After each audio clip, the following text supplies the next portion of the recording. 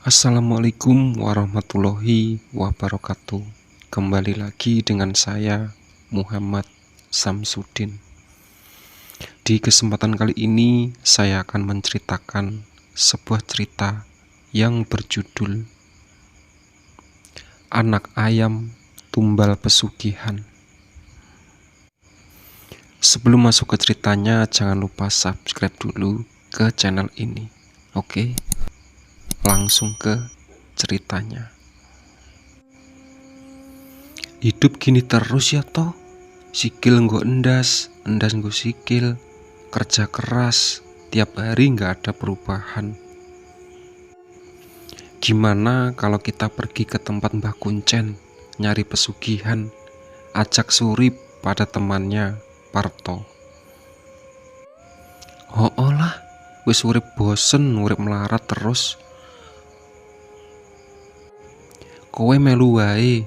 Parto pun bersedia mengikuti ajakan sahabatnya sejak kecil yang mempunyai pekerjaan sebagai petani. Sebenarnya Parto tidaklah miskin-miskin amat. Ia menikahi Warsih, cucu dari Mbah Glondong Kamawi, tokoh berpengaruh di desanya, hingga tentu memiliki warisan tanah yang cukup luas. Akan tetapi musim paceklik membuat tanahnya tak cukup menghasilkan padi. Bahkan singkong yang bisa dipanen hanyalah singkong slendro, sejenis singkong beracun yang harus melalui pengolahan panjang agar bisa dijadikan diwul untuk makan keluarganya.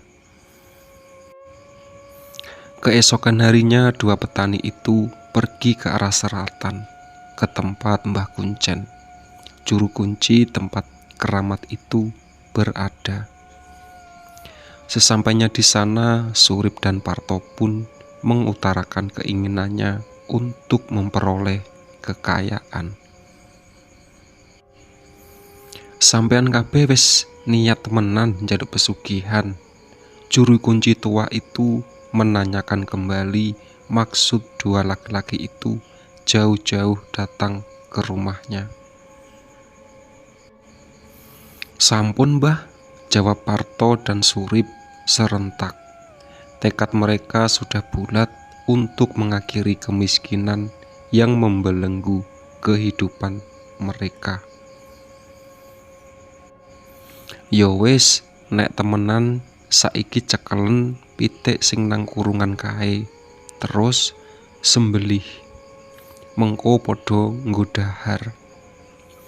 Mbah Kuncen memerintahkan Parto dan Surip untuk masing-masing menangkap dan memotong seekor anak ayam yang sedang makan gabah bersama induknya di dalam kurungan besar.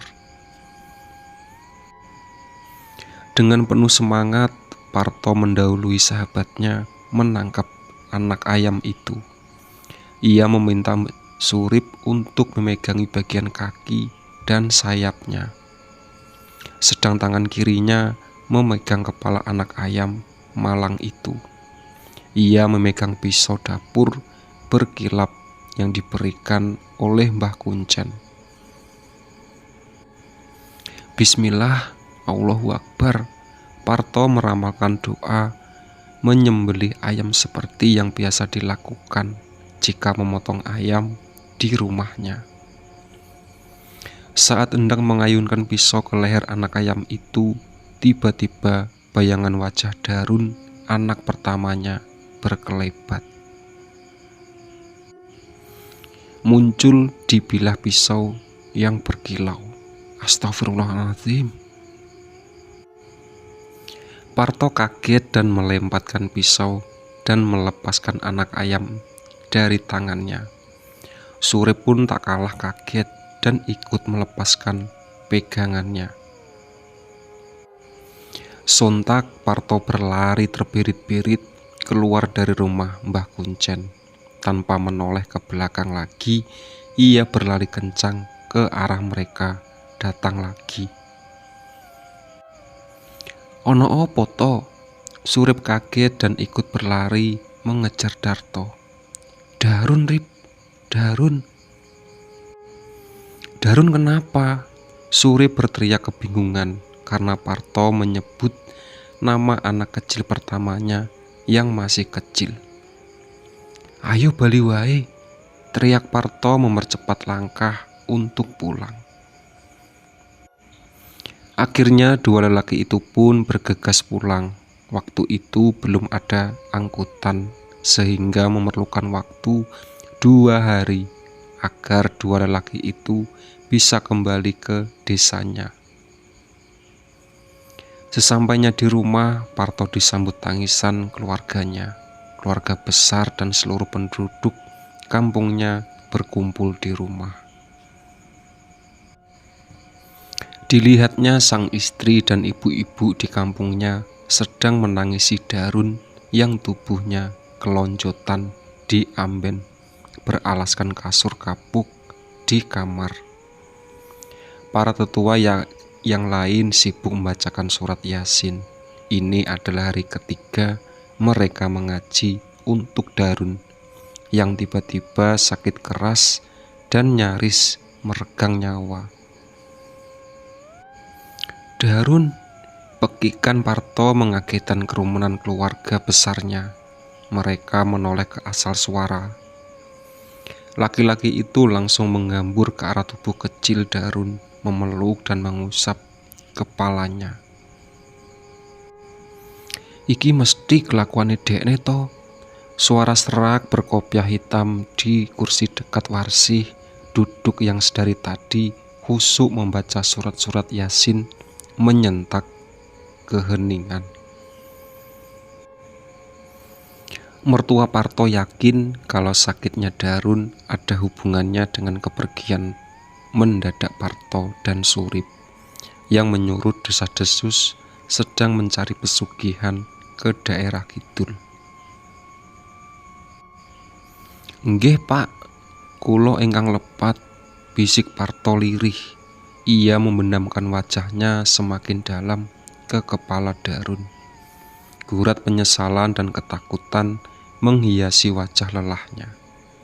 Tak terasa bulir bening mengalir bercampur dengan keringat yang membasahi rambut anak berkulit legam di pelukannya. "Oh alah Toto, wong kok gemblung temen. Nek pengen sugih ya kerja. Untung wae Darun ketulung." Pria tua itu mengeram menahan amarahnya pada sang menantu yang telah bertindak bodoh hingga nyaris menjadikan cucu kesayangannya menjadi tumbal pesugihan. Itulah sahabat cerita dari anak ayam tumbal pesugihan.